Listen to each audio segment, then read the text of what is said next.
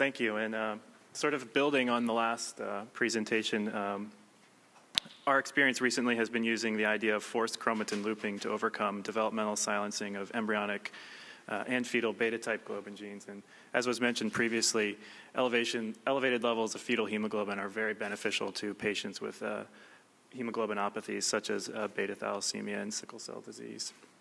And we used a somewhat similar approach. We used zinc fingers to target, and I'll talk about that in a second, the embryonic and fetal globin genes. But initially, our initial experience was using a zinc finger without a nuclease, but tethered to the looping factor LDB1.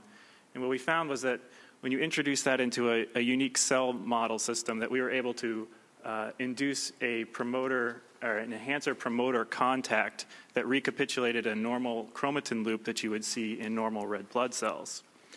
And our next step was to build upon that and determine whether or not we could use this idea of forced chromatin looping to direct an enhancer. In the case of the beta globin locus, it's termed the LCR, or locus control region, away from the active beta globin gene and towards an embryonic or fetal gene to activate expression.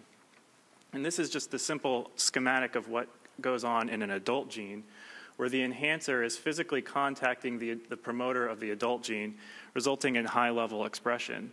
And our goal was to target this region with the looping factor LDB1 in an effort to recruit the enhancer away from the adult gene and towards the embryonic gene.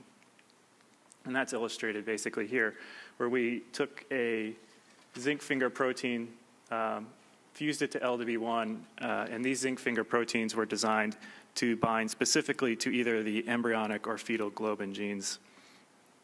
When we introduced these into either mouse or human erythroid cells, we saw that indeed we were able to move the enhancer away from the adult gene and activate significant levels of embryonic and or fetal globin. And the specific details will be addressed in my talk tomorrow. And just the significance of this is that augmenting, as we've mentioned before with the other presenters, is that augmenting levels of fetal hemoglobin are very therapeutic for patients with hemoglobinopathies. And we're showing here a novel approach for the first time that we can manipulate the higher order chromatin structure within erythroid cells to overcome developmental expression patterns.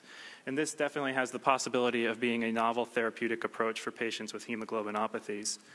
As what will be explained in my talk tomorrow is that not only do we see an increase in the fetal globin gene, but we see a decrease in the expression level of the adult gene, which would be especially beneficial for patients with sickle cell because that would reduce the overall level of sickle hemoglobin. All right. Okay, so we'll now open this up for questions. So first, if you can identify your